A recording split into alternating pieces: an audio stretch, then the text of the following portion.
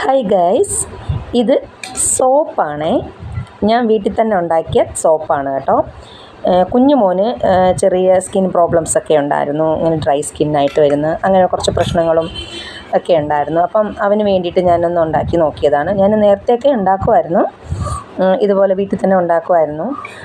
നല്ല ഇതാണ്, നമുക്ക് ഫേസ് വാഷ് ചെയ്യാനും ഒക്കെ നല്ലതാണേ.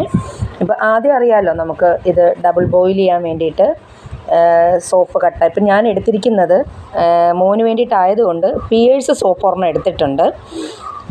പിയേഴ്സ് സോപ്പാണ് സ്ലൈസ് ചെയ്തിട്ടേക്കുന്നത്. പിന്നെ നമ്മൾ എടുത്തേക്കുന്നത് നമ്മുടെ മഞ്ഞൾ, പിന്നെ തുളസി ഇല, മെയിനായിട്ടുള്ള സാധനം എന്ന് പറയുന്നത് വേപ്പിലയാണ്. ഇതെല്ലാം കൂടിയിട്ട് അരച്ചെടുക്കുവാണേ. ഈ 3 സാധനമാണ് ചേർത്തത്. അരച്ച് കൊണ്ടുവന്നിട്ടുണ്ട്.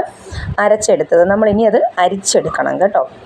അതായത് അതിലേക്ക് നമുക്ക് അത് മാത്രം തികയാത്തതുകൊണ്ട് ഞാനൊരു ഇച്ചിരി വൈറ്റ് സോപ്പും കൂടെ ചേർത്തിട്ടുണ്ട്. നോർമലി ഉള്ള ലക്സിൻ്റെ കുറച്ച് പീസും കൂടെ ചേർത്തിട്ടുണ്ട്. ചിലപ്പോൾ സോപ്പിൻ്റെ അളവ് കുറഞ്ഞു പോയാലോ എന്ന് വിചാരിച്ച് ചെയ്തതാണേ. അത് നമ്മൾ അരിച്ചെടുക്കുവാണേ. അരിച്ച് അതിൻ്റെ ജ്യൂസ് മാത്രം എടുത്താൽ മതി. ആ ജ്യൂസിലോട്ട് നമ്മൾ ഇനി കുറച്ച് വെളിച്ചെണ്ണയാണ് ഉപയോഗിക്കുന്നത്. കുറച്ച് വെളിച്ചെണ്ണ ഉപയോഗിച്ച് അത് കഴിഞ്ഞിട്ട് ആവശ്യത്തിന് വെളിച്ചെണ്ണ ഉപയോഗിച്ച് കഴിഞ്ഞാൽ ഡ്രൈ സ്കിൻ മാറി സ്കിന്ന് നല്ല സ്മൂത്താവും. പിന്നെ നമ്മൾ ഉപയോഗിക്കുന്നത് ഗ്ലിസറിനാണ്.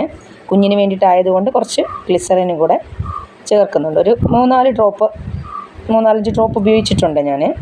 ഡ്രോപ്പ് ഉപയോഗിച്ച് നന്നായിട്ട് ഇളക്കി വെക്കുക. അത് നമ്മൾ ഈ സോപ്പ് ലൂസായിട്ടുണ്ട്. അപ്പോൾ അതിലേക്ക് നമ്മൾ ഇതും കൂടെ ചേർത്ത് ഇളക്കി ഒന്ന് മിക്സ് ചെയ്തെടുക്കുക. അത് നമ്മൾക്ക് ഒരു പാത്രത്തിലേക്ക് മാറ്റി വയ്ക്കാം. അതൊന്ന് ഉണങ്ങിക്കിട്ടണം. ഉണങ്ങിക്കിട്ടിക്കഴിഞ്ഞാൽ നമുക്ക് സോപ്പ് റെഡിയാണേ. എല്ലാവരും കണ്ടു നോക്ക്. സോപ്പ് നമുക്ക് വീട്ടിൽ തന്നെ സ്കിന്നിന് പ്രോബ്ലംസ് ഒന്നുമില്ലാത്ത സോപ്പ് ഉണ്ടാക്കാം. എന്തെങ്കിലും പ്രശ്നങ്ങളുണ്ടെങ്കിൽ ഫേസിൽ മുഖക്കുരു ഒക്കെ മാറാനും ഒക്കെ ബെറ്ററാണേ ഈ സോപ്പ്. ഇതിനകത്ത് മഞ്ഞളും വേപ്പിലയും ഒക്കെ ആണ് ചേർന്നിട്ടുള്ളത്. അപ്പോൾ അതുകൊണ്ട് വേറെ സൈഡ് എഫക്റ്റ് ഒന്നും ഉണ്ടാവത്തില്ല.